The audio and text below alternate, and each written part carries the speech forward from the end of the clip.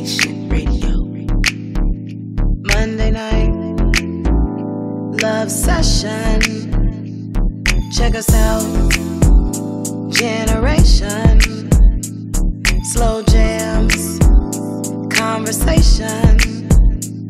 Late night stimulation. Call in. Love session. Love session. Monday night.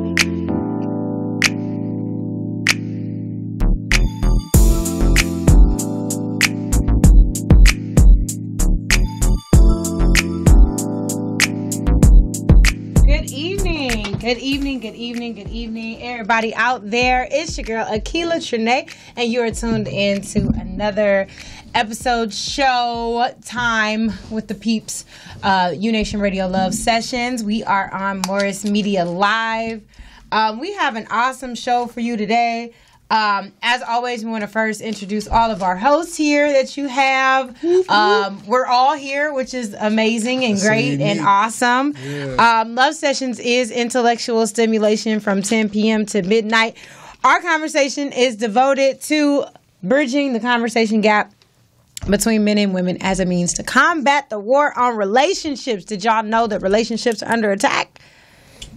Okay, well, now you know. We cover the topics that are often overlooked, unmentioned, and outright taboo to shed light on our insecurities and our idiosyncrasies as a way to humanize the love experience. Because at the end of the day, right, we all want love. Our conversation is real, it's refreshing, and it's relevant. You're guaranteed to walk away, Detroit, from the show, okay, with a greater insight of yourself, Charles, Sugarfoot, and the others around you. Because as I said, we all need love. So, class is now in session. I'm going to kick it to my girl to the right, Miss Sugarfoot. Hi, guys. I must say that paragraph never comes off great from anybody else. I appreciate you so much when you're here just to say that whole thing. Right. That's beautiful.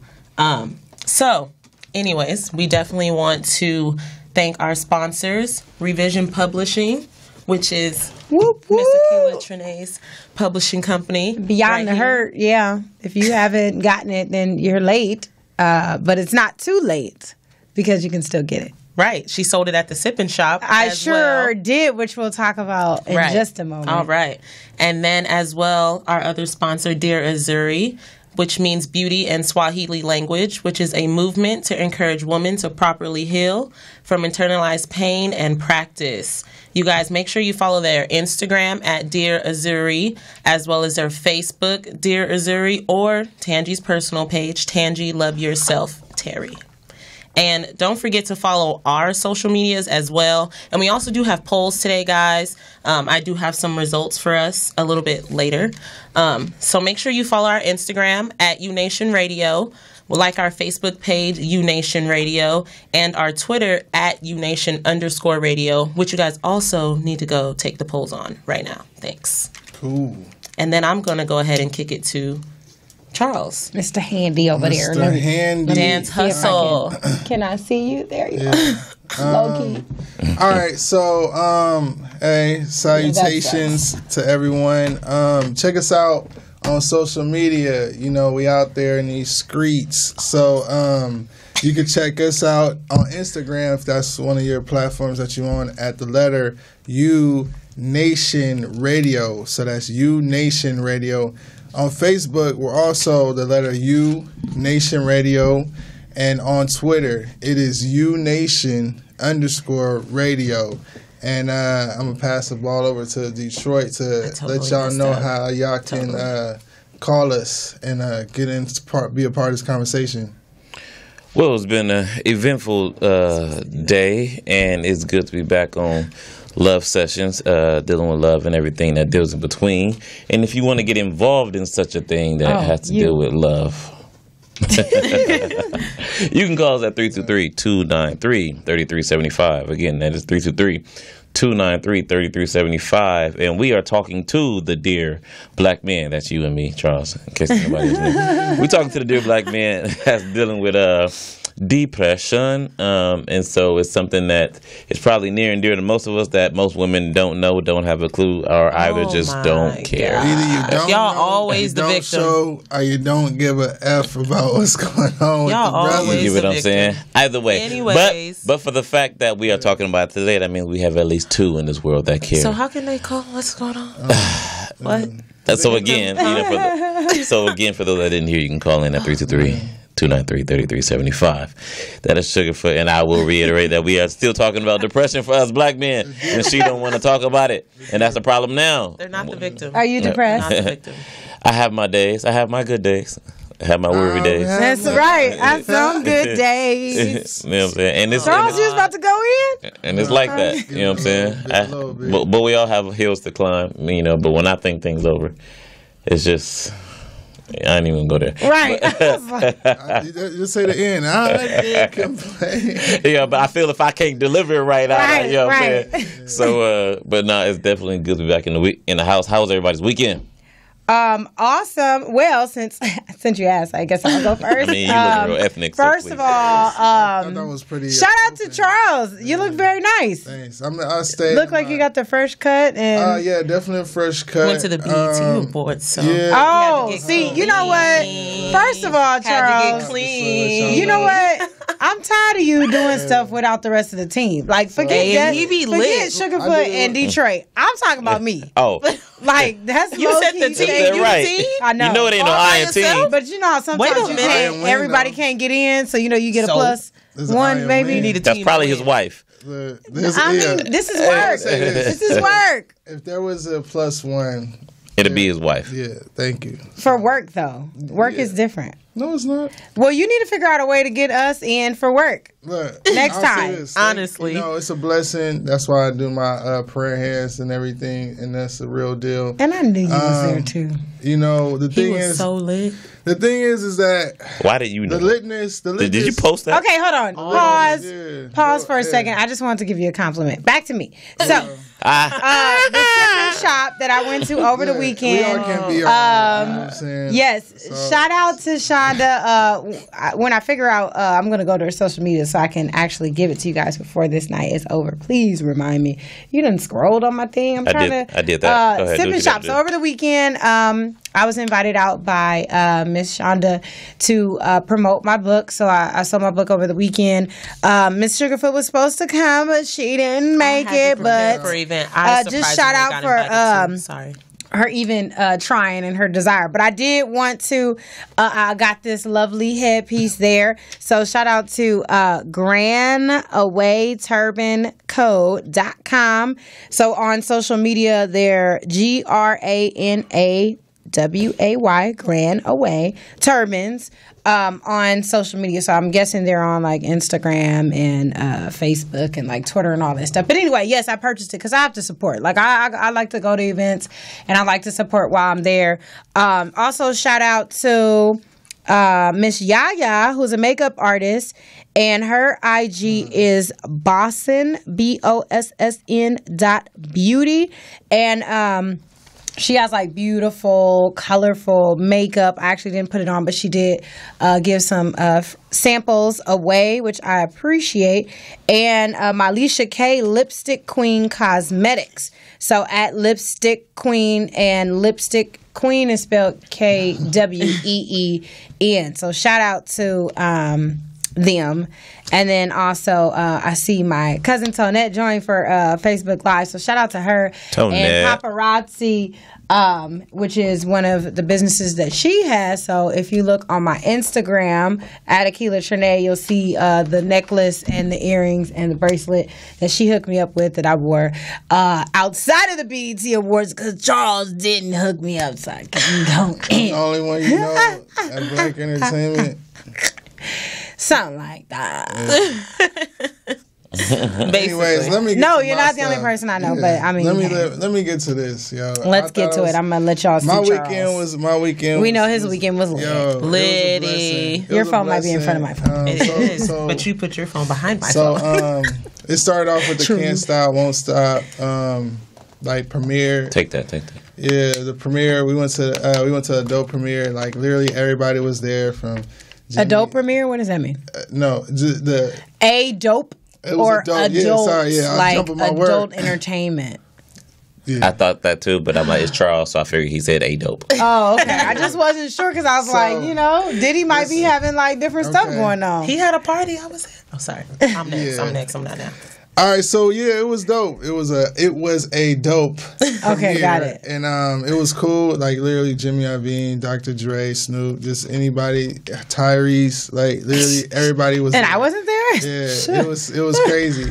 And so the industry was there to support them. The industry came out. I was doing different interviews and. Gucci Mane, I can't even name everybody, but is he name dropping on us? Yeah, they came out. Yeah, absolutely. He gonna name That was 13 names ago. Right?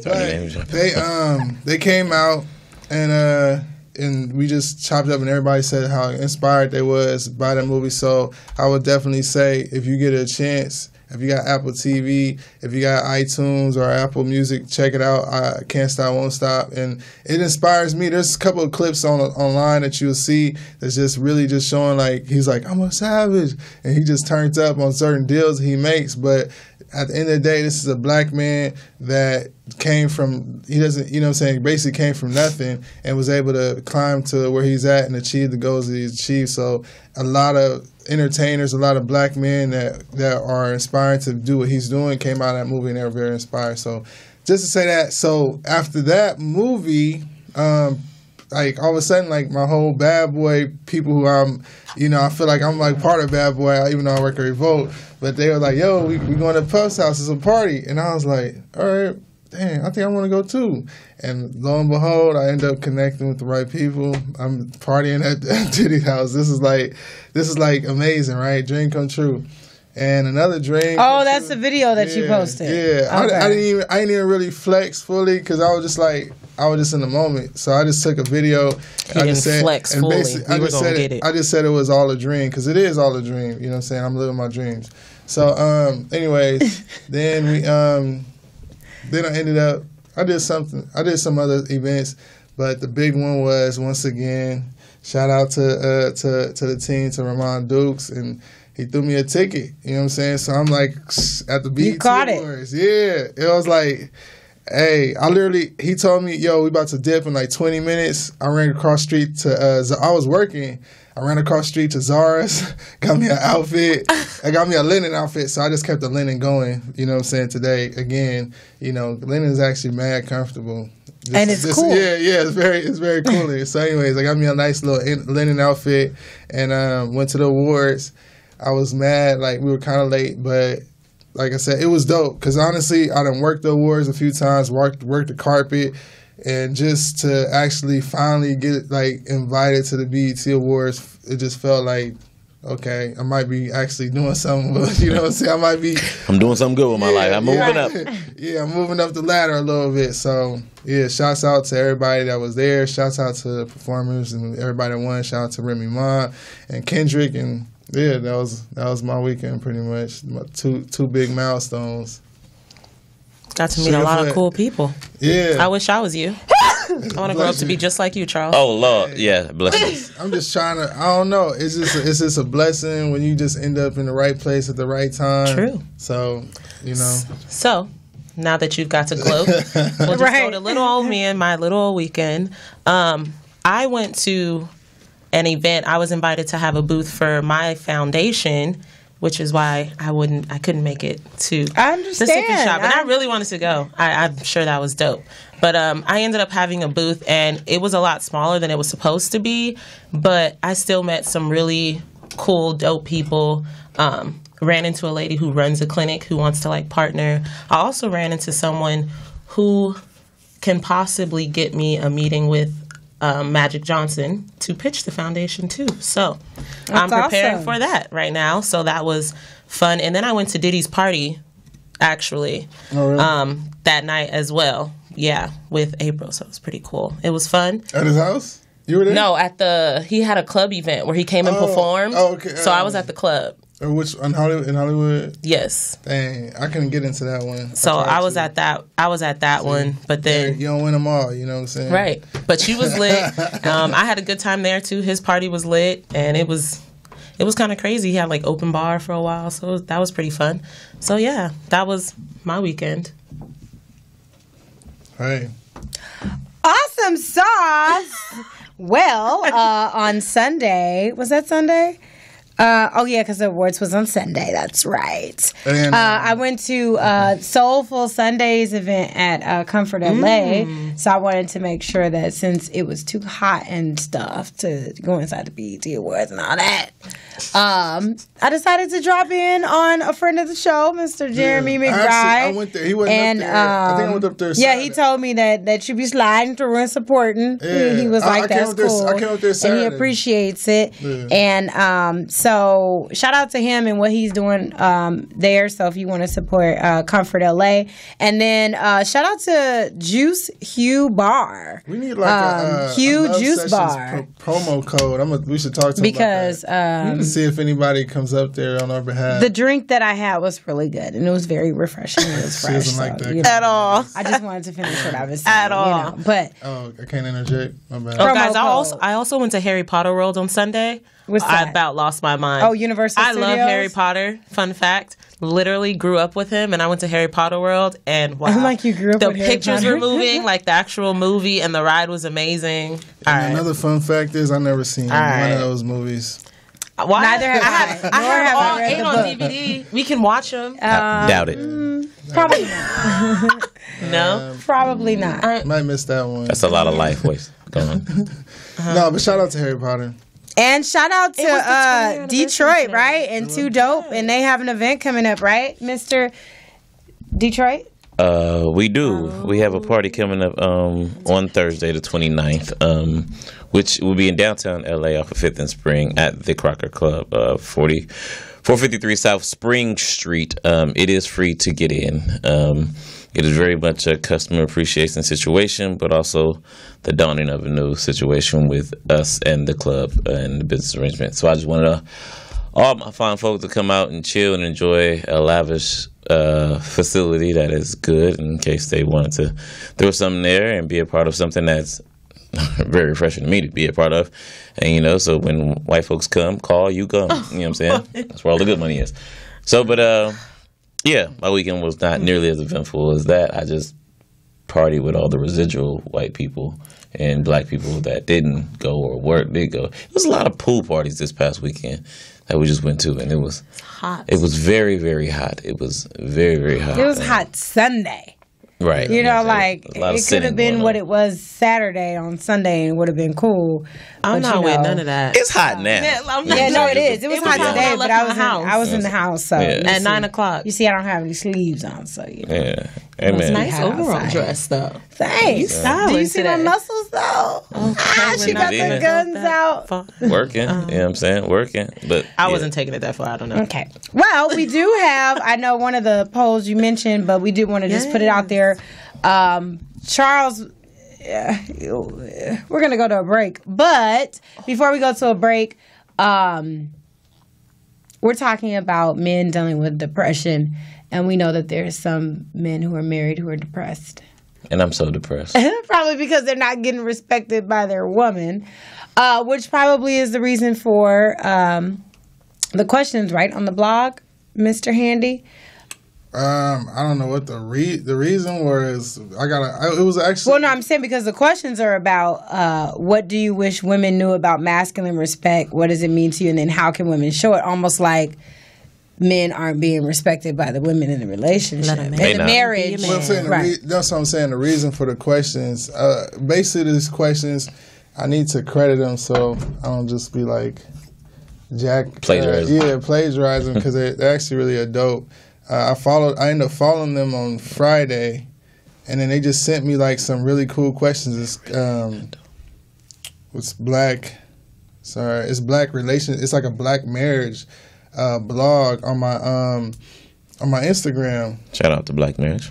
Yeah, Black Love, and I think it breaks down the relationship like you were saying as far as I just want to make sure I'm tagging them right. It is, if you want to go to their Instagram, it is Black Marriage. Let's see. It is at the Black Marriage Movement. So if y'all want to go check them out, it's a Black Marriage Movement. And I followed them, and we went back and forth on like Instagram, and they just sent me like a gang of questions, and you know we talk about relationships all the time. So then I was like, yo, this actually could be cool for the show. So you want to ask it now, or? Well, no, I was just, I kind of put up some of them out there. I know I posted them. I'll probably repost them. I know Sugarfoot's probably going to post them right now. So if you go to our UNation It's on all Instagram, of our social media. If you go to our social media right now, the questions are posted. If you can do us a huge favor and answer them and or comment, and then when we come back, we'll make sure to shout you out. If you'd like to be heard, you can call in. At 323-293-3375. Yes. And there are polls. And you can do it that way. We're talking about men dealing with depression. Detroit. Yes, and so since we are depressed, we are trying to keep a smile on our face. Anyway, so this is Smile Life. Jennings pulled us beautiful in the back. Dashiki, Black Power. Cue us up. Love her Dashiki, by the way. That's what I told her. I was like, shout out to her. And yo. Yes, so we are back. You are tuned in to Love Sessions. It's your girl again, Akila Trinae, and we thank you all for tuning in on MorrisMediaLive.com. If you're tuning in on Facebook Live, on Instagram Live, on any other kind of live, we appreciate you. Stay with us, answer the questions if you can. Join the conversation, because that's what it's all about. Our platform here is not so we could just hear ourselves speak, but really that we can really engage in conversation. So this video actually was sent to me by DJ Ree, and the interesting thing about it is just in the time that we're in now, it's not the first time that I've heard a man, an African American man, speaking about depression. Now we know everybody deals with depression. The issue is that when it comes to black men, we don't discuss it enough, and we don't discuss it if at all. And so you just have different people, males, who are living with it, suffering from it, and not really talking about it or getting the support that they need. So this young brother decided to speak out against it, and I think that it is his life's journey just to make sure that the African American males who are dealing with and or suffering from depression have an outlet, or have someone who basically says, I have your back, let's talk about it, let's get some help, let's organize as a community and begin to combat this specific issue. So I just want to make sure, POTUS, we got it. Okay, so we're going to go to part of the clip, so we're going to just do it in two parts because we want to tackle the first part, and then we'll kind of get into the last part. So.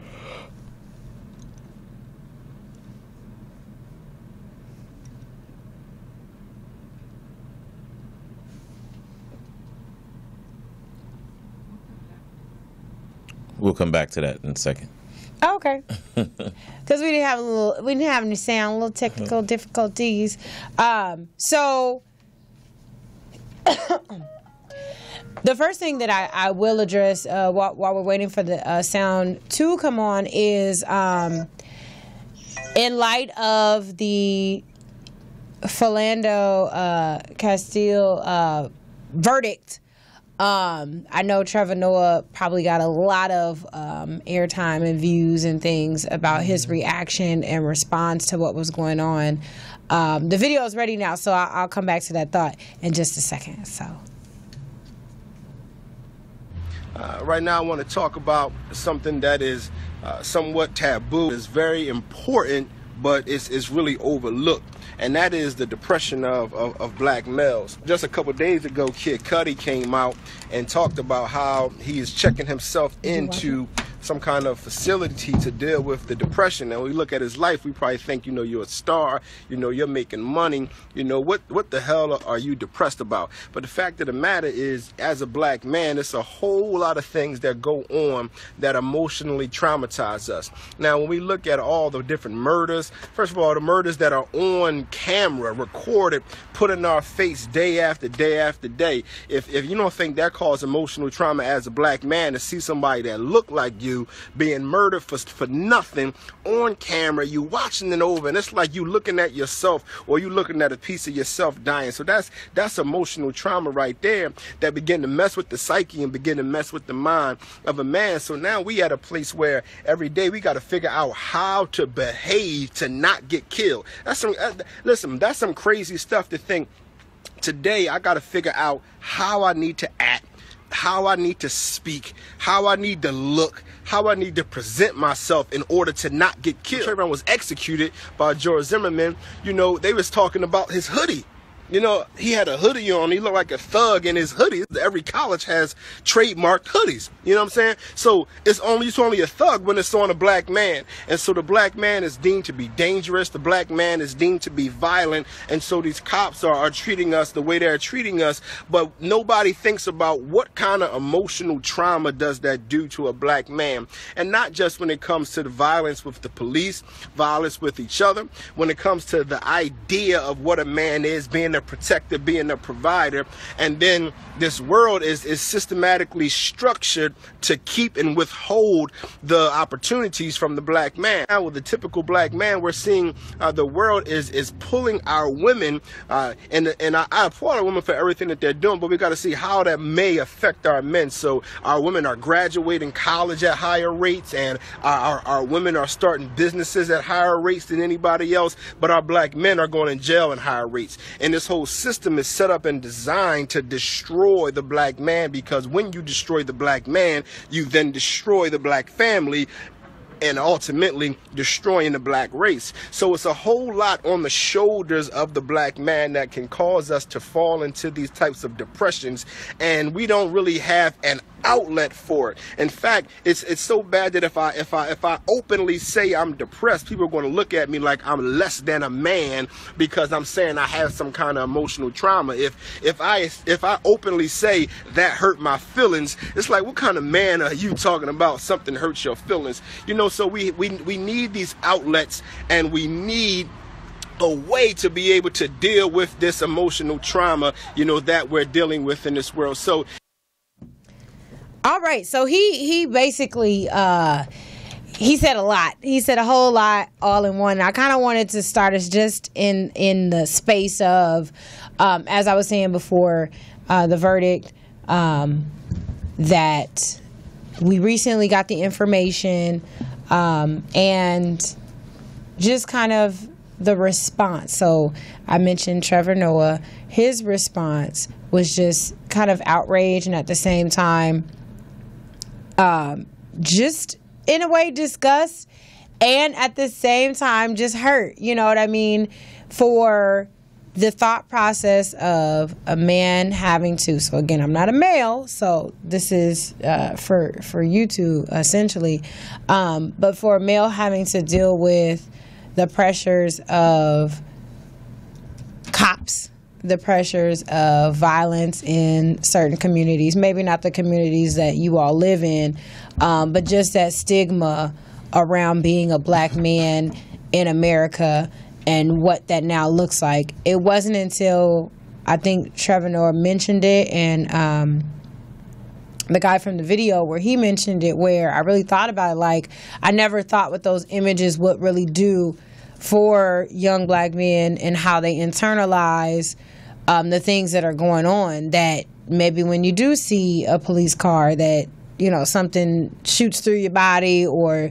something crosses your mind, that this could potentially be a bad, you know, situation. I never really thought about it like that, to be honest. I know how I feel when police come around from my own personal experiences, but again, I'm not a man. And so I know that that's a totally different experience. It is. Yeah. Oh, okay. It is. So up until Let's see. I would say, when did you meet Darnell? 20. When did he move out here? It was shortly after he moved out here. Okay, well, that's when he came back out here, so I can't remember. But so that's about 2 years ago. 3 years ago. So from about 2-3 years ago, since my friend from, y'all know Darnell, from friend of the show, came out from New York, and we have this candid conversation about racism. From that time up until now, where he expressed to me that it's still alive, it's just not seen. And I said, it's not seen out here. And I said, it's more corporate. He said, not back where I'm from. And things have begun to get videotaped out here. That I actually begin to fear for the situation of my life, in which it comes to me getting pulled over. So before that, I had no problem with getting pulled over because I always knew the situation would handle. I knew I would be okay no matter what it is or no matter what I said. I knew I would handle it the right situation. Like, I would not provoke a cop to do any harm to me by any means, because there was no real racism out here like that to me in California unless you were corporate. And to me, because I'm out here in California, you know what's going on, but you don't really see it. So since 2 years ago, when we've had a massive or compilation of black men getting killed, now every time that I do get pulled over, it's a very tense situation because I no longer don't have a solution to what to actually say. Now I know that there's no actually right or wrong thing. There's just a good or bad day. And I usually, when I get pulled over, I always pray that I'm in the car with somebody, preferably another woman, especially out here on this side of town. Now, in the case of... This side meaning? California. Okay. The coast. Versus, right. You know what I'm saying? So, in most videos that I've seen, with the exception of the one with the guy that owned the gun... Philando. Everybody's by themselves for the most part, and it's a situation where there's a woman or man, they're by themselves, and there's not a whole bunch of general public around. So that's one scenario. Two, in dealing with what he said, it now puts you or makes you understand that you're in a position of weakness. You know what I'm saying? So there's a lot of inner strength that I always gathered from being black, especially coming from down south, and how my grandma already been going back, and how everybody's so communal, and there was just a lot of strength. There was a lot of strength in numbers when I go back home. So it's not, I wasn't exposed to a lot of negative in being black when going back home to Memphis with my grandmother. Well, now seeing all these people, the black people getting killed, you automatically understand that you're less than, regardless as to what you believe, you're less than what somebody of a different skin color is or different hue is. And no matter what you are worth what they decide to value you at. Now, are we just straight in regards to the cops, or just depression? No. Overall, it was just, he mentioned that part, and I was just thinking about the fact of when I saw the video, because they released a video later of the dash camera for the police officer. Yeah. And to be honest, like, when a lot of stuff goes on, I don't necessarily just do a whole lot of research into it. So I didn't know the technical parts of it. I remember having conversations, even at church, it was like a debate thing going on with that particular one. People were like, oh, well, he was smoking weed and blah, blah, blah, blah, and you should always have everything right so that the police pull you over, then you can't be wrong and all of that. But after watching the video, he didn't do anything wrong. Which typically happens. Which typically happens. Ironically, I actually, fortunately, had a chance to have a conversation with Judge Hatchett. I interviewed her, and she's actually handling the civil case in the Philando Castile, and she was there. She said she was there 3 weeks earlier to just see how the verdict went. She says, honestly, I have no idea how 12 jurors can go in and see everything, and then all of a sudden come out with that verdict. I'm just like, she's saying he let the officer know. For one, the officer that had the best vantage point, right, on the opposite side was not the one that shot. He saw the gun the whole time. You know what I'm saying?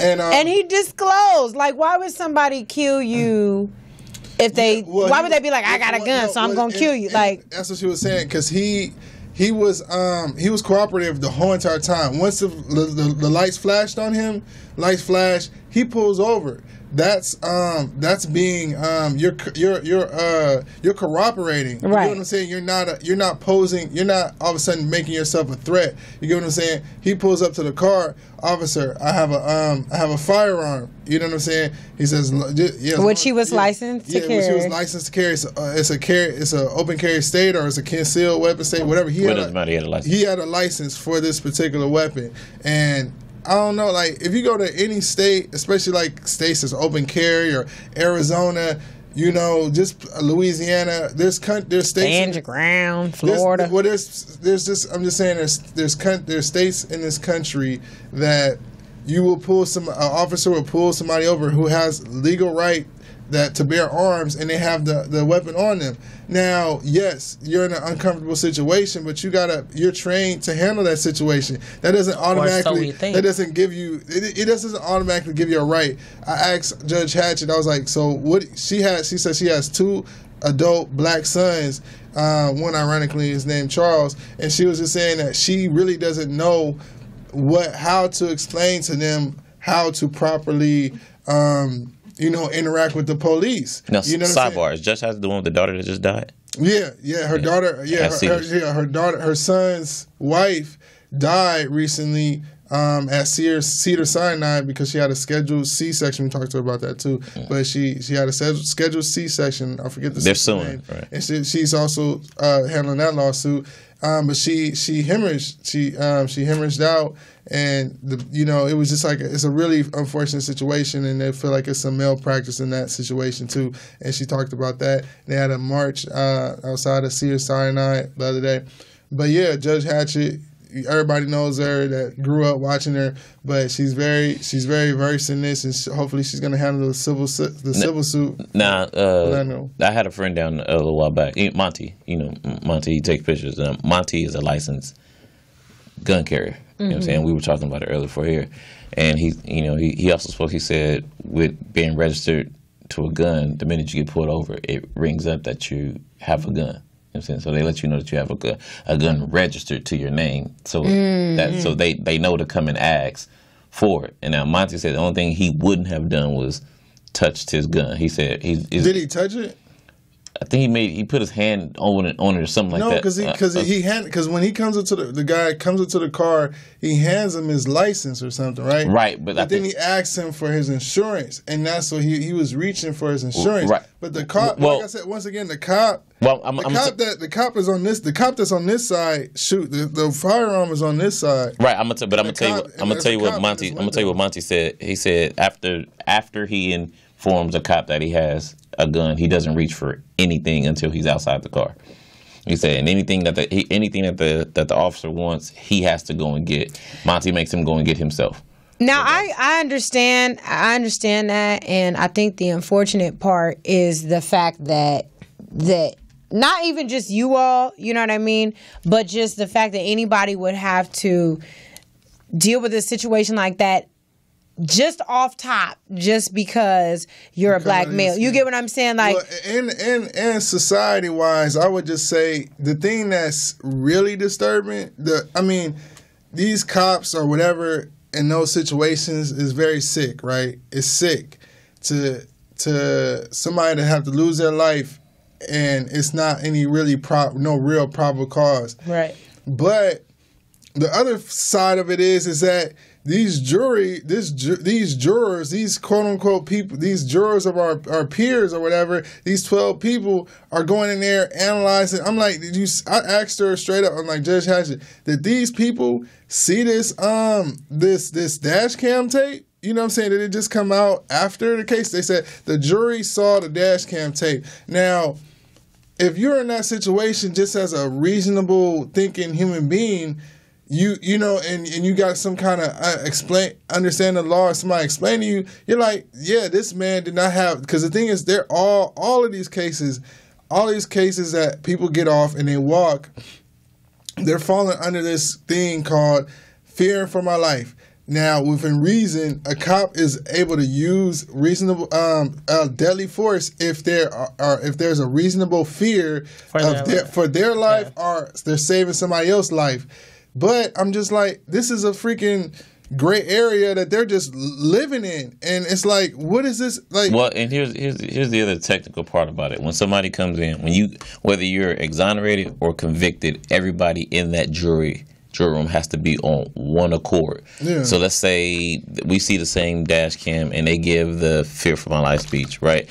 And all three, which is all BS. Right. But all three of you see the tape and like, you know what? Common sense says you weren't threatened. And then there's always one in the group. But I say, well, you know what? He could have been reaching. Yeah, and he could have. Right. So what they usually don't do is give you the numbers or the of how much is weighed, but it could be 11-1, 13-1, 12-1, as long as there's a one and it's reasonable not doubt. It's not. I'm saying it's not. I'm saying as long right, as there's but at the end of the day, while we can all get technical about everything, we've also seen the videos where there's extra, we'll say, policing that goes into protecting people who don't look like us or people who don't look like you. You get what I'm saying? Extra, they can have the weapon out. You know what I mean? They could be shooting at them, and they're still. Cops shoot the man trigger finger off on a standoff, like in the toe or something. On a real cop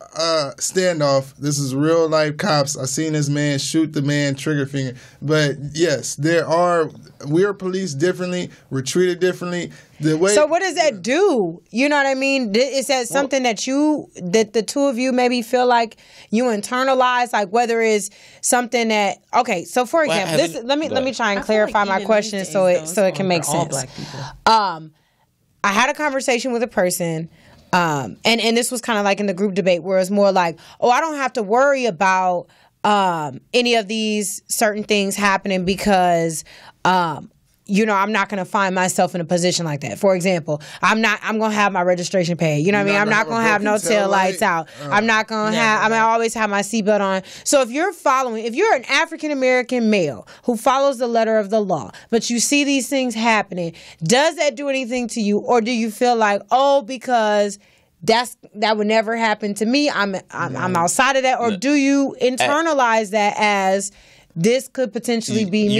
You next. And I see it, and sorry, but I'm saying I see it for our children. You got a son, I got a son, and there's no way that I could look at Trayvon situation and not just be like, damn, like, this man killed this boy, this child, you know what I'm saying, this young black man, but these people let him go and let him off. You know what I'm saying? They said that they believed his story to say that it's this dynamic of the super Negro, whatever you want to call it. Right, because he's a child. This is a grown man. This is a grown man. A grown trained man with a gun. Which by now would be 22. Yeah. Can y'all believe that? He's pursuing a man. He's pursuing a child in his neighborhood. I mean, how many times did y'all growing up at 17, 16, go to a store while you're at your parents' house, going to 7-Eleven?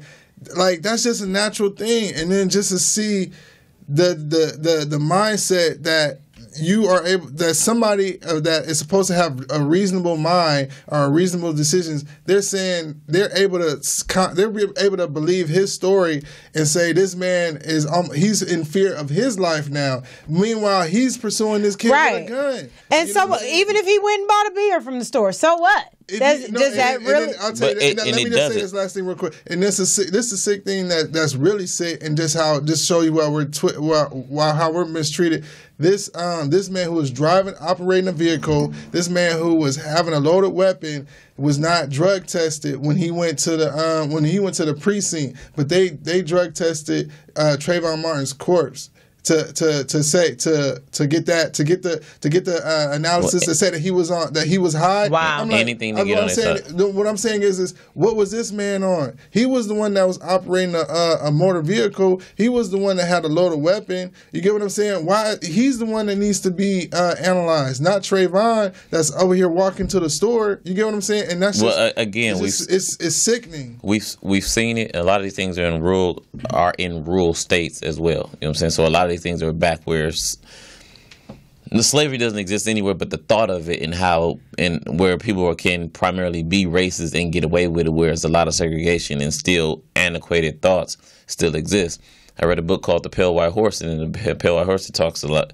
It breaks down the thought of Illuminati and whatever and where it kind of derives from, which is really just a derivatives of cults and how they treat cattle. You know what I'm saying? So it talks about, first talks about the Masons before Masons were considered religious, and then it talks about sororities and fraternities before they were considered collegiate, and then like they were all cults. And so then once all those things passed, it talks about how they go and pass into law enforcement. And the problem is, the main problem with that is it's the law enforcement that still consider us cattle. You know what I'm saying? So when you think about cattle and how they're treated, it's very disrespectful. You get to slaughter cattle. Like they're just they land by the wayside. They're nothing important. They're hurted. You know what I'm saying? They're dumb. You know, situations. We're saying Black Lives Matter because of that. Because we trying to tell people our lives are human lives also. But to me, it seems like the more we revolt to say that Black Lives Matter, the more that they revolt to say that they don't. Yeah, you know what I'm saying? And that's because you see they got this saying Blue Lives Matter, right? And then I don't know if you see, I watched Breakfast Club and Donkey of the Day. This man, it was a brother. They gave this cop Donkey of the Day, this precinct. It's a black brother. He's a cop. He was an off-duty cop. A shootout and a chase happens right in front of his house, and he hears the shots. He hears the police. These are people that's from his department. He goes outside, grabs his government issue or state issue weapon to help his comrades who are in the actual shootout. The doggone people, they hop out of their car, leave the scene. The criminals or whatever, they leave the scene. He's out there, and he has his gun. The cops that he's out there trying to help, they're like, okay, hey, we see you, whatever his name is, Frank, whatever, we see you, okay, cool, just come towards the car, whatever, he's coming towards the car. Another cop car who's outside that situation, he comes turning around the corner and just starts busting. He hits the dude in the arm. And in the paperwork, the man saying he feared for his life. Mind you, he had nothing to do with the situation. The situation was under complete control. This man works at your damn department. You know what I'm saying? You telling me, you writing the police report while you shot, you said you in fear for your life. You just came on the scene, bro. You get what I'm saying? Like, I will say that is the unjust for their life. Period. Right. And that's right. The At the end of the day. At the end of the day, your life is put on the line with that job. So it needs to be a clear cut situation. Well, it can't be one or the other. Like, I can't shoot and you not shoot, but you be closer to me. Yeah. You know what I'm saying? And you feel for your life, but I don't. But that's just like the worst. I really want the Superior Court to really define that, because like you said, your job is to be in fear for your life. Yeah. So at every moment you can just say, "Oh, I fear for my life. I fear for my life. I fear for my life." But it's not even just. It's not just police officers, and like we said, society, and we talk about like violence, police violence, and then we have violence against each other and all of that. But even working in the school system, like I see it every day, where there are people who are in authority who will say that they feel that their lives are threatened. And I was really thinking about this today, like, because Trayvon Martin's parents were on The Real. And I don't know if that was today's episode, but it was on TV. And I'm thinking in my head that, how are you a grown man, right? And you're afraid of a boy, essentially, a child who is unarmed, no weapons. You know what I'm saying? No, but I'm talking about the kids that I work with at school. So you could be an administrator, you can be a teacher, but you're afraid of this student. Yeah. Why are you afraid of the student? Because of the images maybe that you've seen, and those images scare you? Because I'm thinking, I'm not afraid. And I'm a woman. Well, you grew up more. But see, but the different, but no, because there are times when I can go to Oakland though, or I can go to places out here in LA, or I can go to other cities, and I'm essentially afraid because I feel like, and I know danger, lurks around. But I also know because you do work. I'm just saying this, for example, just wondering out of context. You work at a continuation school. Yes. You don't know what these. Like, I'm just saying, some of those students might have had different issues. All of them have different issues. So I'm saying some of them could pertain to violence, right? So do they? But what I'm saying is anybody can. But do the people in administration kind of say, for instance, if I was dealing with a kid that had a history of violence, just for example, is that a possibility that I would see his sheet and be like, this kid could go off at any second? But what I'm saying is that can be any one of the students. You get what I'm saying? So it's no different than if you got paperwork. No, because if you think about it, you can't tell a student, you can't tell somebody you get to start here at a clean slate if you're gonna use everything against them. Yeah. You get what I'm saying? Yeah. And yes, you use it as a reference. That's what I tell them when I sit down with them. So you start clean, but we know this, so we know your history. I want to get to know you anyway. I want to know if you have anger issues. I want to know what sets you off so that I can understand you better. But at the same time, me going into that situation, I know the type of students that I'm dealing with. So I can't go in there scary. Yeah. You know what I'm saying? Because everybody senses fear. We know. You know what I mean? Just like any animal, like dogs. You know what I mean? Dogs know when you're afraid, and that's why when you run, they chase you. Yeah. Right? That's probably their entertainment for the day. They probably don't even really want to bite you. They just, you running, I'm going to run too. You know what I mean? Like... So even in that, and speaking of depression, so we go from dealing with the cops, and then there's the life in itself of whatever your circumstantial environment is, which is usually something bad if you're black, not the best situation. So you may not be coming from a poverty situation, but if you are, you live in a situation that isn't the best around you. So then, by the time you get out in the work field, based on whatever your education is, what your home life has been, and you need to go and get credentials or get a job, you got to work, but you can't. So now you realize you're really behind the 8 ball, and you really weren't equipped with what you need, what you needed to get through in life. You know what I'm saying? You see other people progressing that don't look like you. They know more than you. They have more resources than you. They have, they have more money. They live in a better situation. They're more affluent. You know what I'm saying? They have more networking opportunities. And you're looking, and it's like, well, I don't have any of that. And not only do I not have any of that, none of the people around me have any of that. And not only people that are around me don't have any of that, I have to go and get this from people that don't look like me, that aren't willing to give it to me. You know what I'm saying? Nowadays, they rather give that to... It's going to be more like black women will get that help before we do, because they don't fear you guys as much as they fear us. You know what I'm saying? It's harder to control us. They fear us more. You know what I'm saying? At least, although you're starting to feel like we're all just. You know what I'm saying? At least, you're a black woman, but at least you're a woman, so they can either objectify you or control you, whatever they may feel, or whatever. So it's a litany of things that'll have you feeling depressed as a black man. On top of all that, then there is the issue of dealing with us versus other black men. You know what I'm saying? Because there are other black men in your own society that'll have you fear for your life. You know what I'm saying?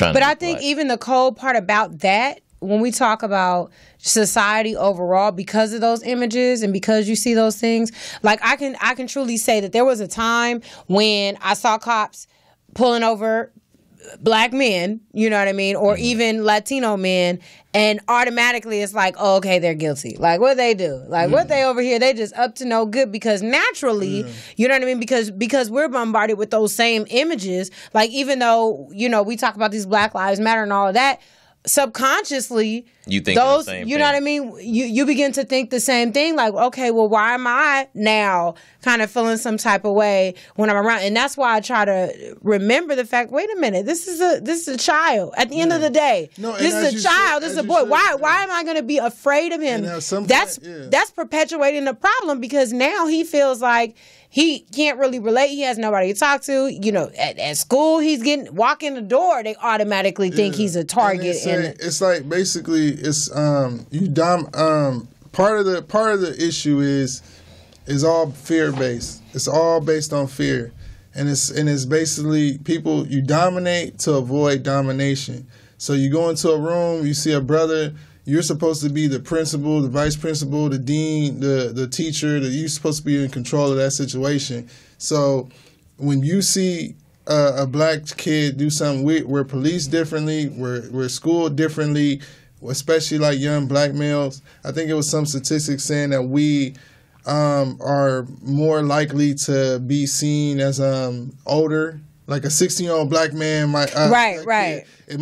They might think we're 21, 22, even though because you go in a suburban white neighborhood or something like that, a cop, you know, he knows what a 16-year-old white kid looks like. You get what I'm saying? He relates to that. He knows he's just going to the 7-Eleven just because he's bored or whatever. You get what I'm saying? Compared to a kid in a hoodie. And the sad part about that whole hoodie thing is the fact that he was well, the hoodie is obviously a cop out because like you said in the video, he was like all colleges trademarked the hoodie. And no, what I'm saying is that it was actually drizzling. You know what I'm saying? You can't just wear a hoodie at night. What I'm saying is it was actually it was called for. It wasn't. What I'm saying is he's in his car. It's just a whole that's just a whole nother dynamic. But I'm just saying he was in his car, but it started to drizzle. And the first thing that if I do have a hoodie, if I feel a raindrop, the first thing I'm gonna do is throw that hoodie on.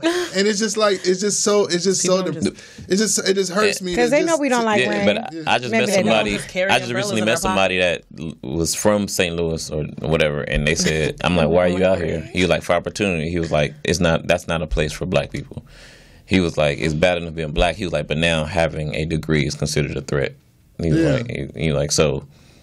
That place, that's no matter what we do, we're threats. But and we're dark. You know what I'm saying? Dark is associated with evil. You know, they're white. They're associated with purity and things like that. Well, but I wanted to know because I don't feel like you have told me yet what that does. Like, how? Well, it makes you. I mean, it makes you feel weak. It makes you feel less than. It automatically puts you in a state of damned if you do, damned if you don't. Like you're one step closer to YOLO on a daily basis than what you automatically should be. You know what I'm saying? It makes you feel inferior. Like it's diminishing and damaging to dreams that you may or may not have because everything against you is at odds no matter what you do to put yourself above those odds. And so picture how women fight for equality in the workplace. Right, and then so now knowing that that's you as a black man in the world, period, just because you're stepping out and you don't get that chance, it's like it just doesn't matter. Like, you know what I'm saying? So it's like you almost don't want to have a son. You know what I'm saying? You almost don't want to walk the streets. You know what I'm saying? You don't want to stand for positivity. You want to just revolt, but you need something to revolt for. But then again, you don't want to be a part of the problem that they're creating for you to be, or be a part of that same narrative. So you just go and the cohesive thing for you to do is go be with your black people that are already doing bad things. You know what I'm saying? So now you just end up perpetuating the cycle anyway. You know what I'm saying? So again, you damned if you do and damned if you don't. So you don't get to be the full extent of the man that everybody else gets to be. You don't get that full opportunity embraced. Now you got this random obligation to just go ahead and try to live life. So you're automatically surviving. No matter how much money you make, you don't get to live. You know what I'm saying? That's even if you get to make enough money. You feel like LeBron James, and that's a quote where it's like LeBron James and getting his house vandalized with the N-word, a nigger on his house, and it's like the feeling is that at some point, I forget who the scholar was, or I think it was I forget who actually said the quote, but he said if you can get the poorest white man to feel like he's in the worst of the worst white man, whatever he is, in the mud, dirt, hillbilly, whatever, he feels better than the most educated, best of the best, well-to-do black man, just based solely off of the color of his skin. Then you can get all of their money. You can get all of their vote. You can get their vote. You can get whatever you want from there, and it's similar to the dynamics that we're dealing with now with Trump and all that. It's like, I don't care if you're LeBron James. I don't care if you're Barack Obama. I don't care what you are, what you're up to, what you've done for the country, what you've done for the world. I somehow am superior to you because of this white skin. And that's some people's mentalities. And unfortunately, that's a part of the world of some people that we live in.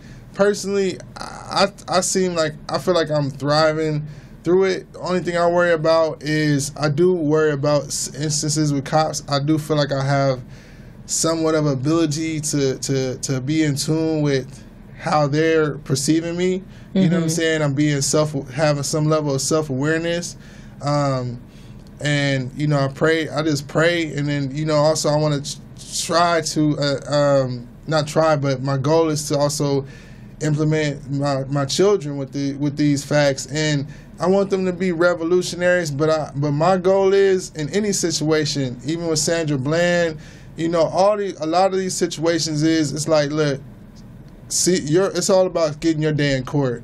You know what I'm saying? Arrest me if you may. Please, just try to make it as peaceful as possible, and just I want my day in court, and that's what I would like to. If you ever are in a situation with a cop, don't combat with that person, because at the end of the day, the second you go back with the cop, he's gonna meet fire with fire, and if the cop starts doing his fire, his partner's gonna jump in, and you know, people say they're the biggest gang in America.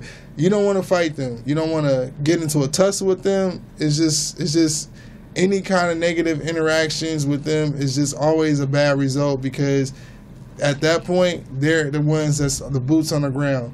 I'm like, take me to the judge. I will plead my case. I'll bail out, and we'll figure this out. If I'm guilty, I'll pay the fine. I'll do whatever. But that's honestly my goal, is just to say, hey, could I just see the judge? Tell him what I saw, or my lawyer might tell him, you know what I'm saying? And then we'll just move on from there. Well, I think that's all our goal. And along with that is to spread the message of love, and that's what we're trying to do. And dealing with this depression situation, we're trying to convey the message of love, and this is Music Soul Child. Love? Oh. Cue us up. It's like the fourth time. You love that song, man. I actually do too, but... It's a nice song. Because you like to sing it. Okay, let me talk to my we're back. We're tuned you're tuned into Come on, Love Sessions. Give me the note. I wasn't even there. Like, I would have to mentally be prepared to hit that Music Soul Child note. But we're talking about men dealing with depression.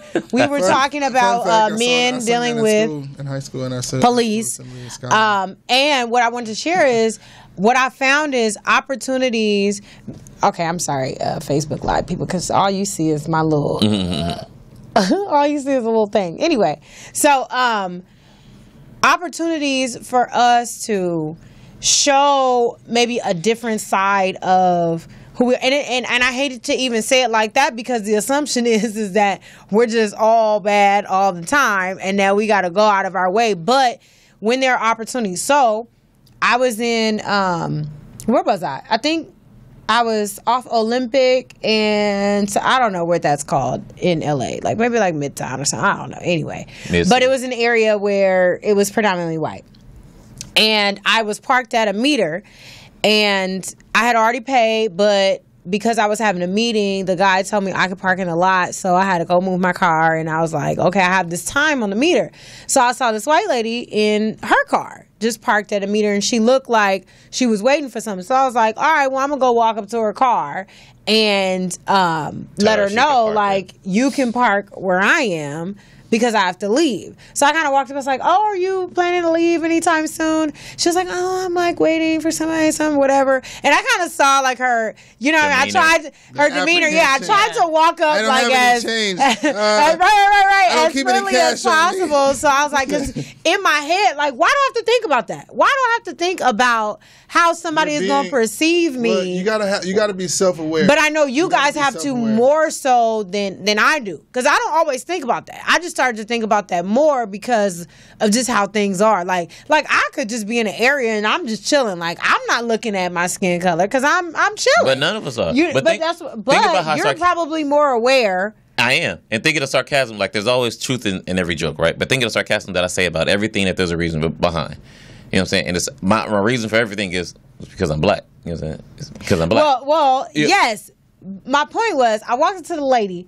I gave her my time. I thought that was something really nice, right? Because it was like, but I also did it purposely because I wanted her to know, like, All people ain't. You know what I'm saying? Like, I'm giving you my time, and I know I'm also black, and I want you to know that we can be generous like that, and it be okay. Because sometimes you ask them questions, and they really act don't like know. no, they act like they don't hear you, they ignore you, and I'm like, wait a minute, like what? Huh? What is it about? And then I've held doors for them. Oh my God, that is so nice. I'm like, ain't that what people supposed to do? You know what I mean? Like, so I just become more aware of those things. I don't want to be, but at the end of the day, they're trained differently. you guys are males, and so I know I talk about it with Marcus all the time because he's big and he's black, and you know what I'm saying. Like, and I guess that's scary for some people. And everywhere we go, people are looking at him like, okay, who's this dude? Like, is he gonna, do something? Because he got muscles and stuff. Even I get looked at like I'm crazy when I hold doors open. They're like, oh, thank you. I'm like, you're welcome. It's okay. Hi, how are you? Proceed with caution. And it's just like, why? I would say just be yourself. If you like being kind and doing something generous, it doesn't matter. Be kind to everybody. Be kind to each other. Be kind to our people. Anybody. Just be kind to human beings in general.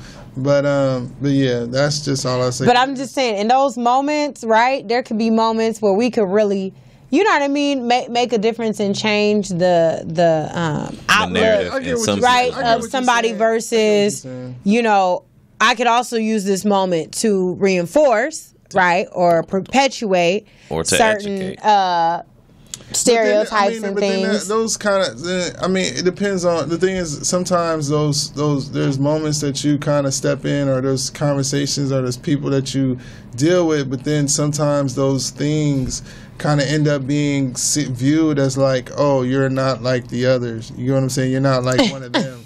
You get what I'm saying? And it may be true, but that's the whole point. That's the whole point. There's no way around it. Is that what you're telling me? No, I'm just saying that if somebody's not, especially in Los Angeles, California, like comfortable in their own skin, or comfortable in their own skin enough to understand, like, I feel like if you are engaged in a conversation with me, if you're really like paying attention to who I am and who I'm presenting myself to be as a astute, black man, upstanding person in the community, then you're just blind. You get what I'm saying? You're not trying to see that. But that's the point. A lot of them are blind. So I'm saying, a lot of them don't know. So what I'm saying is, me doing anything. If you have that mentality, or if you're not at that point, then me doing something that is perceived. Okay, but thinking like that gets us nowhere.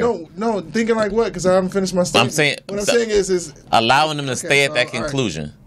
Allowing them to stay at that conclusion doesn't help us. No, what I'm trying to say is that if you have a certain mentality, me doing something that is outside of this box that you possibly have put us in is only going to just make me, or whoever the person is, seem like, oh, they're just different. That particular black person. That person, not them as a whole. But that's still the point. If somebody views you as, oh, well, you're different, then that's one black person in addition that they can think less of. But they still got the same mentality. Okay, but they don't think that of you, though, is all that matters. They think that you're different. Because before you walked up and did that, they thought you were the same. Yeah. They thought you were just like everybody else. You know what I'm saying? You can only do stuff with move mountains, one at a time. You know what I'm saying? Sometimes you can do it in the masses, and other time you can't. So in addition to having to be having to not fear, you guys don't have to fear, but having to internalize certain things that could potentially cause you to fall in a state of depression. There are also societal pressures outside of when we gonna get to those questions, violence, but it's more of like, being a protector and a provider. And I just kind of wanted to know, like, what are the expectations that sit on the shoulders of men from, like, society, if there are societal pressures, if there are pressures from women specifically, and or just pressures that you guys put on yourselves as men. And these are revolving the initial questions that we asked in the beginning, right? So so first off, there's the respect part, right? And I think the question was, how do you respect masculine something? All right, but there's the first part of the honor part, right?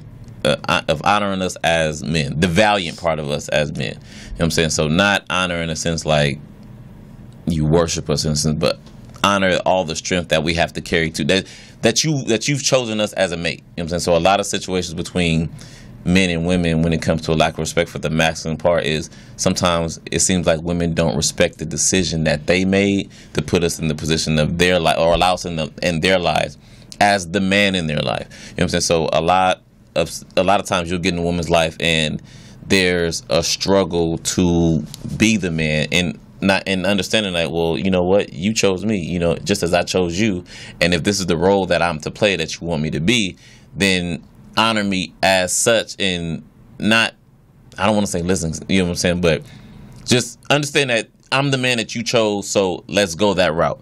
The other thing that I wrote was take our sensitive serious. And he spoke in the video about if he said that he needed something, but something catering to his sensitivity, that it's an issue or it's a weakness.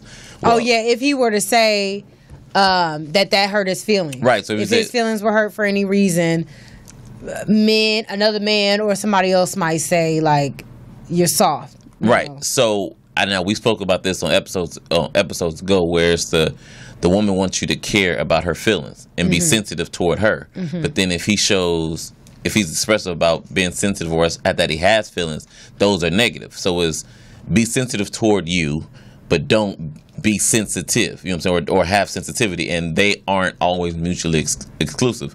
But take our sensitive serious in the fact that there are things that we hold near and dear to us that actually affect us. You know what I'm saying? Like it could be the fact that we're depressed about something.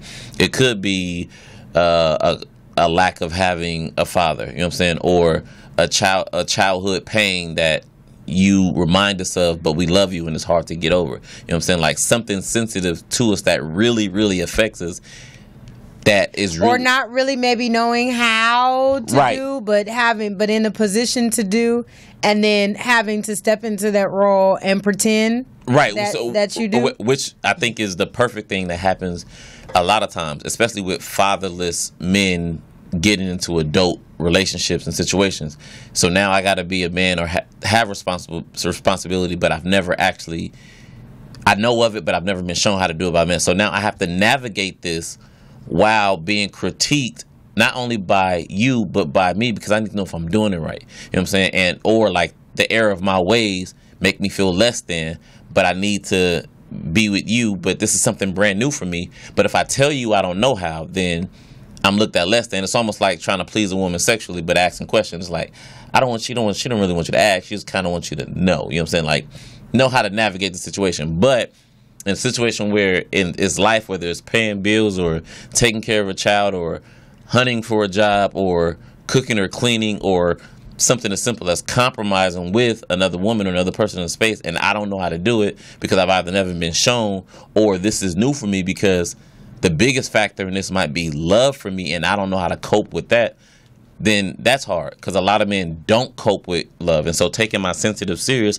a lot of times is dealing with the sensitivity of love. You know what I'm saying? So I'm at a weakness to something that I can't control, which is my love for you. You know what I'm saying? So that makes me feel weak. That makes me feel less than a man. But I know I need to be a man and love you. But those things conflict for me, because if I want to be strong for you, but I'm also weak for you too. So at what point do I get to be weak, or at what point should I be weak? And at what point is showing weak actually strength if they both coincide with one another and they're viewed one day as a strength and the next day as a weakness? So as he said, well, you know, this hurts my feelings, and if I never say something is bothering me, you get upset at me. You know what I'm saying? But if I'm constantly telling you things that bother me, then I'm annoying you and I'm not being strong enough and I need to man up. You know what I'm saying? So where's the fine line, and how does that really work? And then there's I think there's also the reciprocal of whatever it is you have that I don't, that can be a strength and or weakness. So if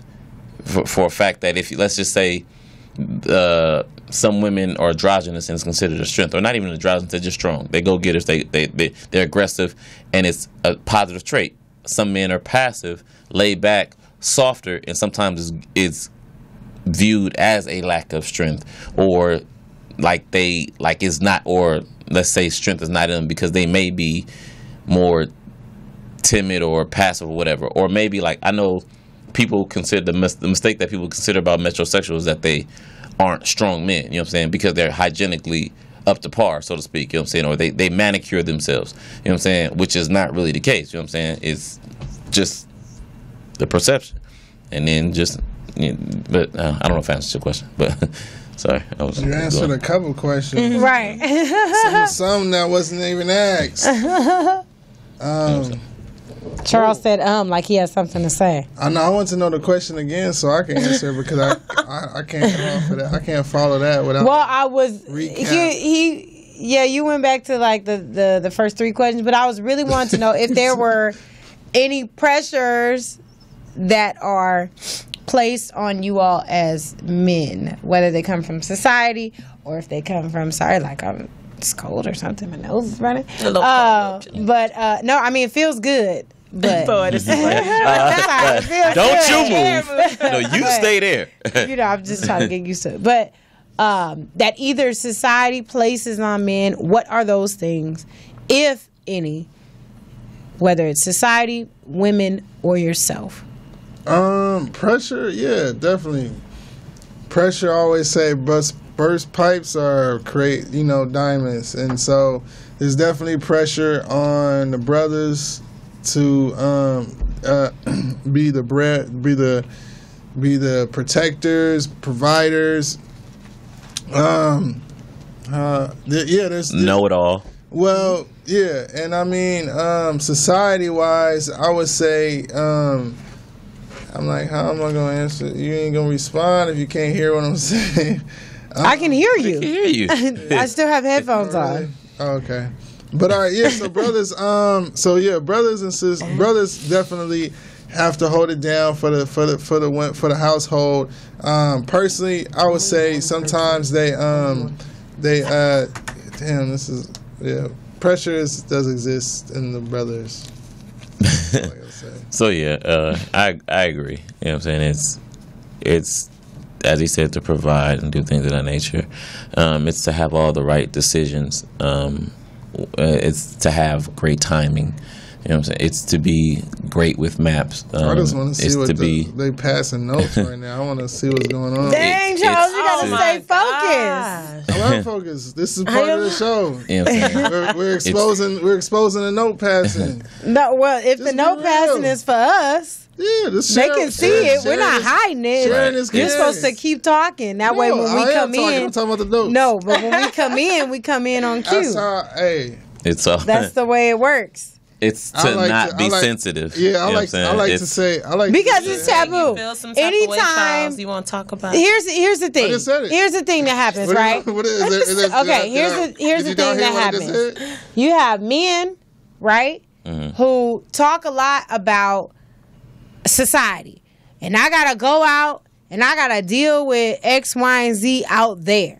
And when I come home, or when in a relationship, or just in dating or whatever, you don't want to have to deal with any more types of pressure, because it's already, I'm guessing, your pressure-o-meter, society has taken maybe 80% of it, so you only got 20% left for the relationship that you're in. So if it seems as though the pressure-o-meter in the relationship is going beyond that 20% that's allotted, that is, that's too much, because I got to deal with what goes on outside in the world, which ain't no different than a woman. But men have to first, as the man said, acknowledge the fact that certain things are going on. Because what I've found in my own personal experience is, if men are leading to put themselves out there as they're strong and they have it together and they got it, you know what I'm saying? They don't really want your support, or your help, because they want to get it and do it on their own. Then it becomes a little complicated and confusing for the woman, because the woman is like, okay, well, I want to let you, do that. Be a man, be able to lead, and all of that. So it kind of. It depends on what lead looks right. But if you say you got this, like what is this? But whatever this is that you say that you got, my assumption is you got it all. I got this, right? This or all? No. Yeah, this, whatever this is, you have all of this. You did that well. You get what that's what I'm talking about. That's exactly what I'm talking about. So it's not to say that a woman doesn't want to. Okay, so it kind of goes into the respect thing, right? Honor, having your back. Kind of later on, I was talking about like the ride or die thing and all of that. But what happens is, if men, because of that sensitivity part that you're talking about, not necessarily wanting to expose that or dive into that, then more often than not, it's like a front being put on. Now, I think women have intuition, so we kind of know, right? Everybody has intuition. Women's intuition. But do you we're have saying that? you guys are often the ones that are like, nah, ain't nothing wrong, and we're like, okay, why are you lying? Like, let's just hear like we did with you earlier. No, we're talking about more so in a situation. You know what I mean? Keep it real. In a situation. So yeah, but in keeping it real, you know what I'm saying? You got to keep it real in general anyway. Right. You so know? I think part of that is also not being able to do things like women can retract things and it'd be okay. You know what I'm saying? So a woman can say, I got this, right? And then what is this? All of this, all of that. You know what I'm saying? Nah, you didn't do it like her. A woman can say, I got this, and a guy be like, her guy would be, all right, you got it, and then she not have it, and then he come to help her, and it be okay. You know what I'm saying? And she's still viewed as very much the woman that she was before when we thought she had it, and she ended up not having it. But wouldn't it be better if a man said, well, you know what? I don't really have this. Can we get into those questions though? But it is part of the question. I'm just saying this ask it clear so we could just. But see, the thing about it is, did somebody answer? Well, it's still. I could answer. But that's what I'm saying. So if he comes off the bat and says I don't, you know what I'm saying? Now you have the perception of the less than. You know what I'm saying? So if he does say he has it, now it's a position of strength, and you look at him. Right? No, because if he has it and then he doesn't, then. So y'all heard me say then. Right. So now we back to the external pressures of out there. I'm damned if I do, and I'm damned if I don't. And when I come home, I'm damned if I do. So that's where the respect thing comes, because what exactly when it says what do you want women to know when it comes to masculine respect? Because apparently the question tells me that you're not getting it. Right, but it's masculine respect. You seem confused. You saying asking the question tells you you're not getting it? Yes. But it's just a question. You can, I don't know, like I don't see. It's like don't go deep into it, Charles. I'm just basically saying like that you're not. You're saying there would be no reason to ask a question if men were getting respected. So what do you feel like about it that we're missing out, that we're not understanding sometimes? I would just start from the question. I wouldn't say somebody it is getting or not getting. I would just start from zero and just say,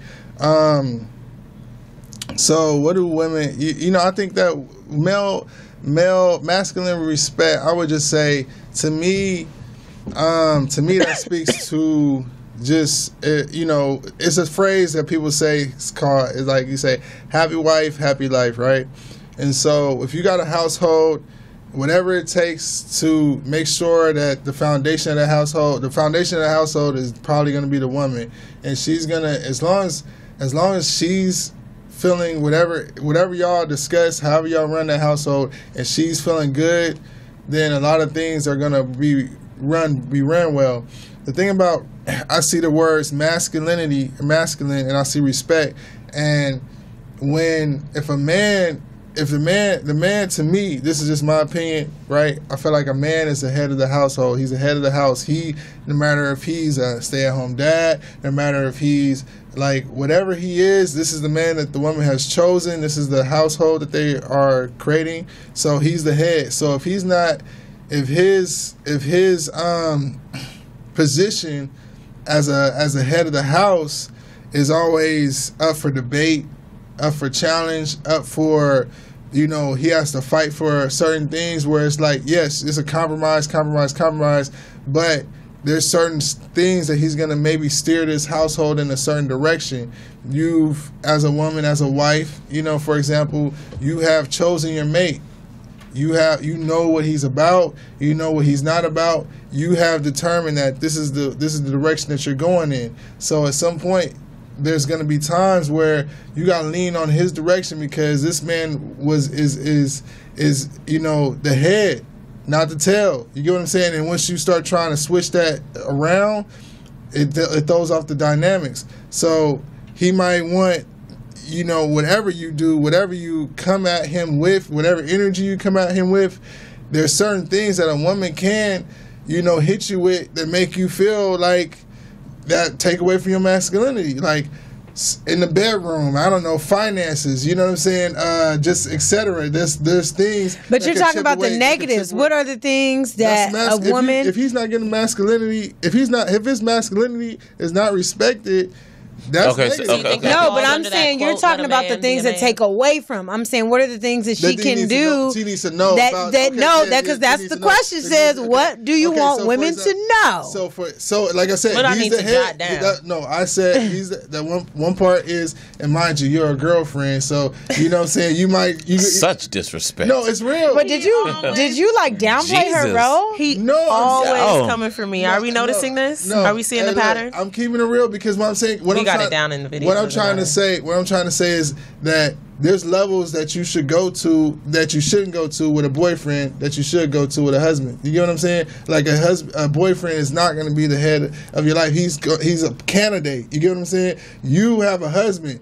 You need to be submissive. She was a boyfriend. She was a girlfriend first. Absolutely, but now she's a wife. You get what I'm saying? So listen, and she did things that allowed him it's levels. Right.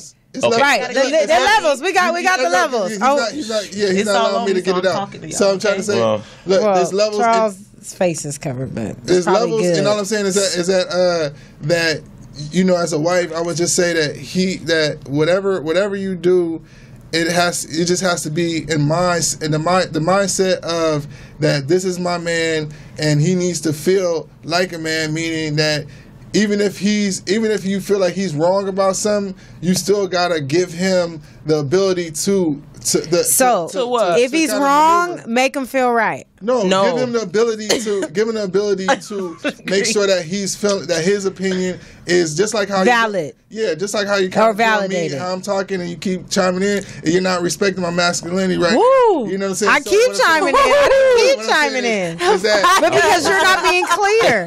You're not telling me what to do. You keep showing me what not to do. Hey, it's cool. I'm learning by what not to do. You hear this, I'm just saying, for example, she like, hell no. We can use this as a possible scenario where your husband. I respected you as a man. Don't you dare talk while he talking. Right. Apparently, when he begins to speak, look at as a woman, be quiet. To be the mediator, really quick. Don't want to answer. So one of the things that I asked on Twitter. One of the things I asked on Twitter is, do women these days know what it means to let a man be a man? That's kind of what we're talking about, right? With the masculine respect type thing. I don't think they do.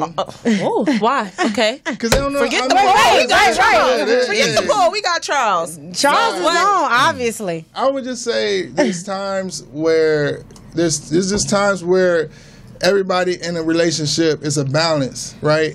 And there's balancing scales.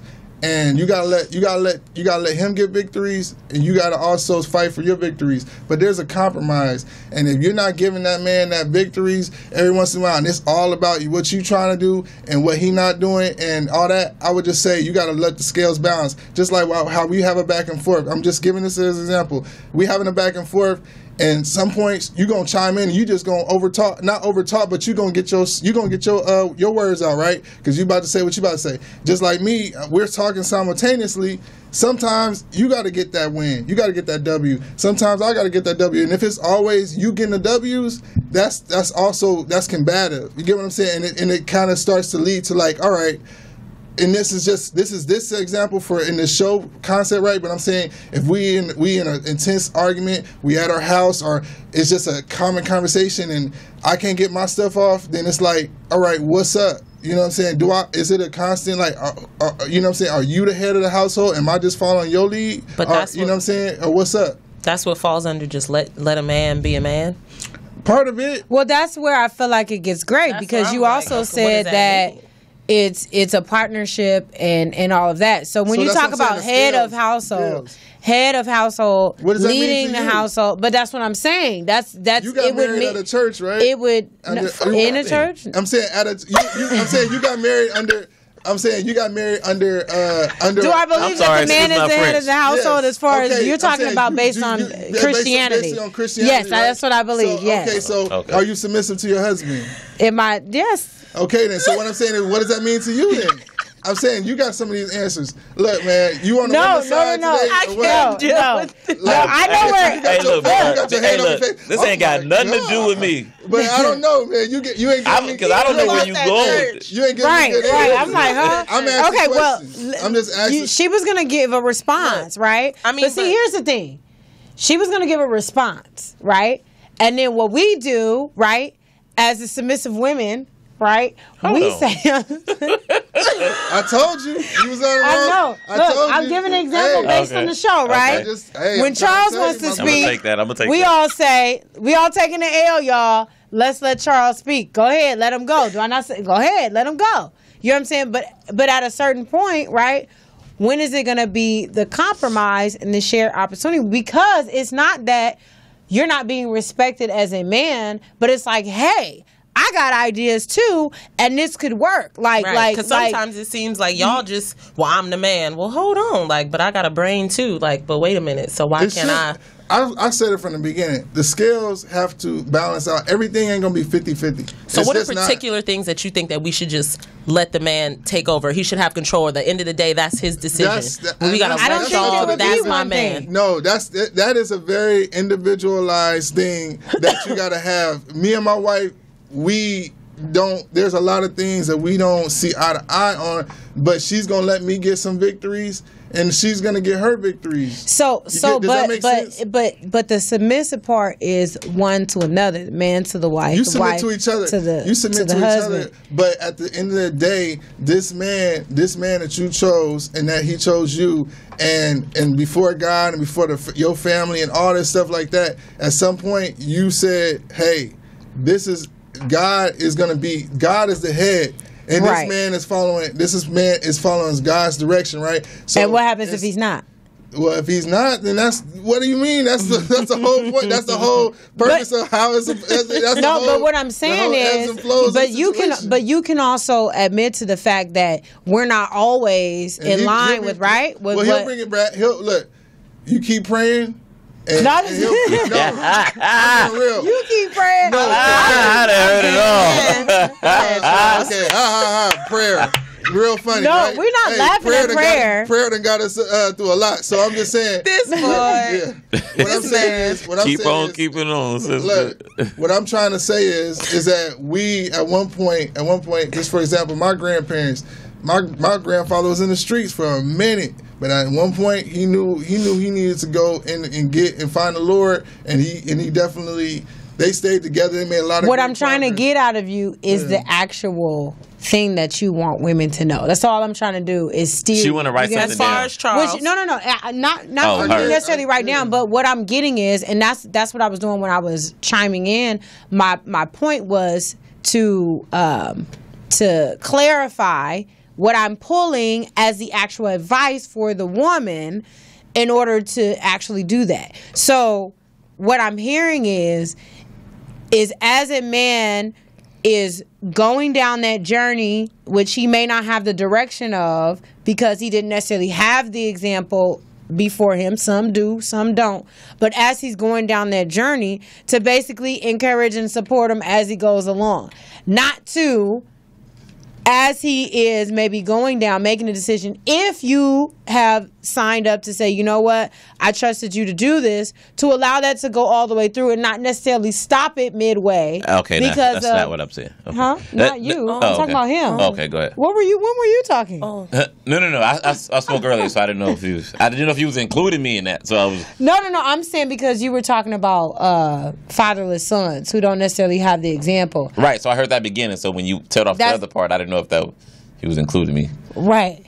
But I'm saying to allow him to make whatever decision or whatever it is that he's doing or whatever is going on, and then supporting him, right? Because it was one of you who said it about, I think it was you who said it, like you go on society and you mess up, and then you go home and you mess up, so you don't have a place to really, right, kind of get that, air or have the restitution or whatever the case may be. But the point of the matter is just having that place where, like if you do make a mistake, if you do, turn down the wrong road or whatever, when you're leading, right, that you still have a teammate or a partner or somebody who's there all right. Reel it back in, because it's still the original, whatever y'all set out as the original game plan, and not y'all, but just as a couple, as a whole, like, yes, you guys are equally both steering this thing in the direction that y'all want to go in. But I would just say that as a person that yes, I don't know. There's a lot of nuance. That's what I would say. There's a lot of nuance to each individual scenario, right? There's people who are unequally yoked. There's people who's equally yoked. There's people who are in different types of relationships, different types of levels of commitment. You know what I'm saying? What I was personally trying to lay out was people who are equally yoked in an ultimate, in an ideal, perfect situation. I was gonna say equally yoked in a high level commitment. You know what I'm saying?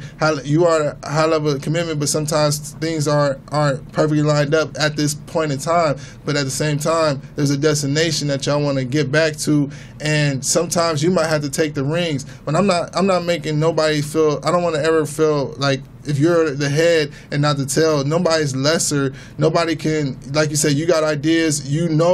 Hey, our goal is to be here or wherever you are. Like that's what we set out at one point when we sat down with this situation, to be here maybe at this certain time. Right now, we're not tracking. We're not tracking with our goals. I need to maybe take the steering wheel and get us going. But at the same time, that's just a part of life. Like, everybody's not gonna be at their peak at the same time. You need that woman. You need that man too. So it's just a balance. Like I said, it's just really just balancing the scales and just compromising. You can't just compromise your whole entire vision, you know what I'm saying, of the relationship, of the direction y'all going in. You can't just scratch that whole thing, but you can slowly kind of give victories to him or to her, and just try to balance the scales.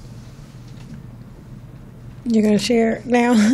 Sorry, I didn't have a very specific answer, but like I said, there's a lot of nuance to it. Well, you kind of answered both of the first two. You know what I'm saying? Like, as far as a specific what it needs to be known about male masculinity and respect or whatever. So within that, do you feel like a lot of our women today are just too independent in a sense? Well, hold on. Before you answer that, Keith Goodnews said, feed your man's ego. It's power in it. He is the engine. She is the steering wheel. Use that formula for success, love, and harmony. Shout out to Keith and Good News. I got a unicorn emoji. What? I don't know what that means exactly, but shout out. Was that a good thing, right? I have no idea. So I think unicorns are supposed to be for happy thoughts. Yeah, maybe I'm a unicorn. I don't know. So, do you think that? Do you think sometimes women are too independent? No. I mean, I think it's dope to. I mean, that's probably one of the things that attracted me to my wife, was she just like really kind of was like just her own person, and we were just two people that kind of came together and had our own thing. A lot of us, she has her friends, she has her career, and so we just kind of built on each other's different aspects. Independence isn't the issue. It's really like respecting somebody.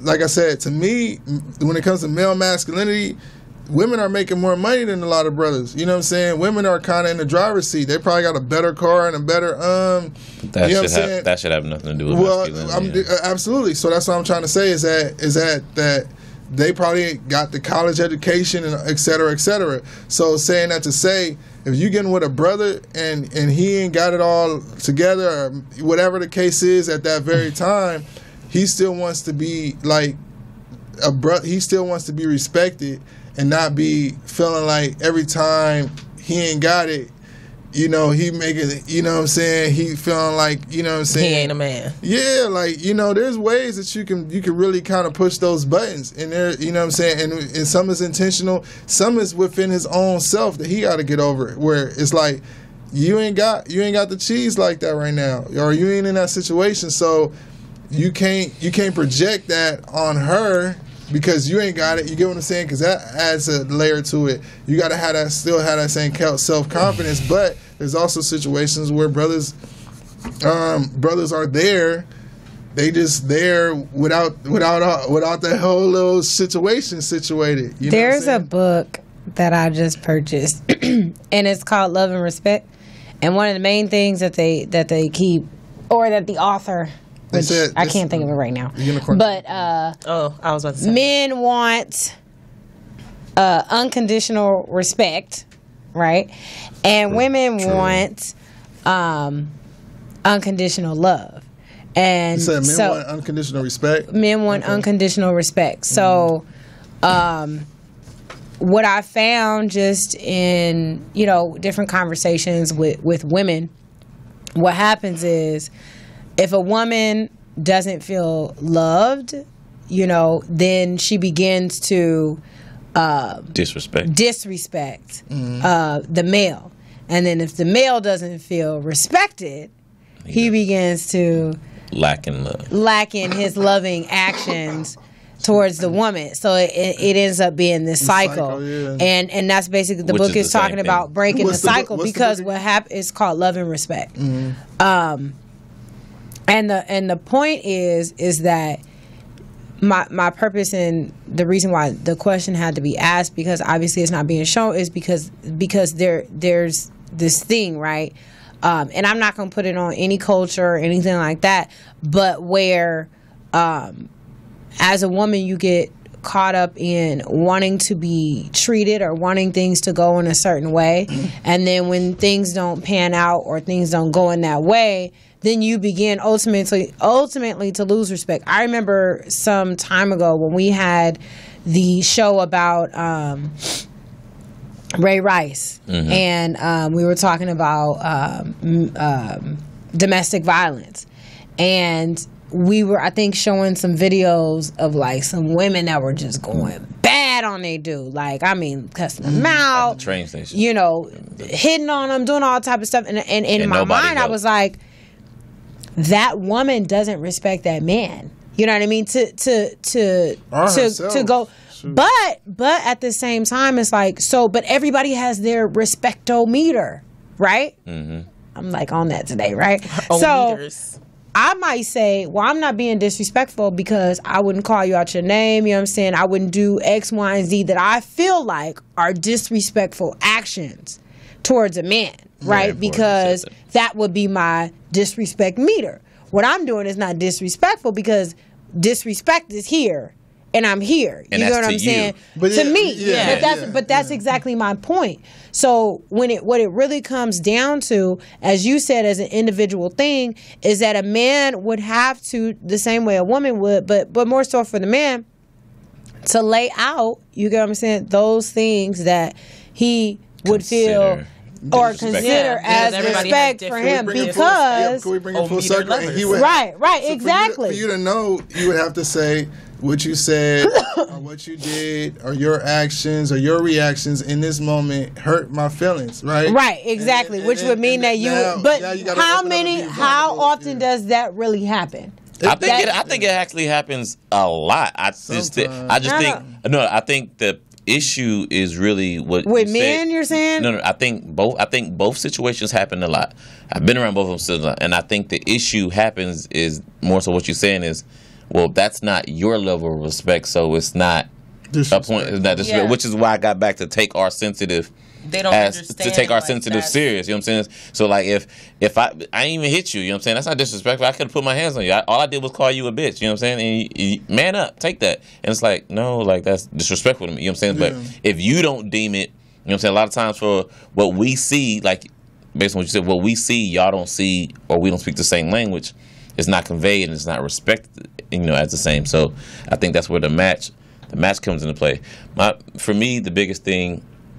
Like if we all put love and respect in terms of a house, you know what I'm saying? Most of us like, for the most part, you would think that everybody likes a cleanly house, right? And when you move in together with somebody, you still want a clean house, but you still got to let each other live respectively to be able to, you know, let's just say you just tip top say, you know what, I don't want this there, I don't want this there. But if he come home from work and he get naked real quick or kick off his shoes real quick, and you come in, it can't be a tyrant, you know, or a raid coming right behind him. Yeah. Hey, do this, and you know, because he ain't had a chance to live yet. You know what I'm saying? Yeah. Because if it was just his house and he lived there by himself, he would come, he would kick off all his shoes or whatever, like a 15 minutes, relax, and then clean it up. You know what I'm saying? That's like a man thing too. But I'm saying, and so the analogy is to both people have to be able to live and be themselves completely. You know what I'm saying? Like to me, I always say you got to be able to regress to your means before you can move forward. So, which means come back to who you are naturally at your state of rest, of who you would be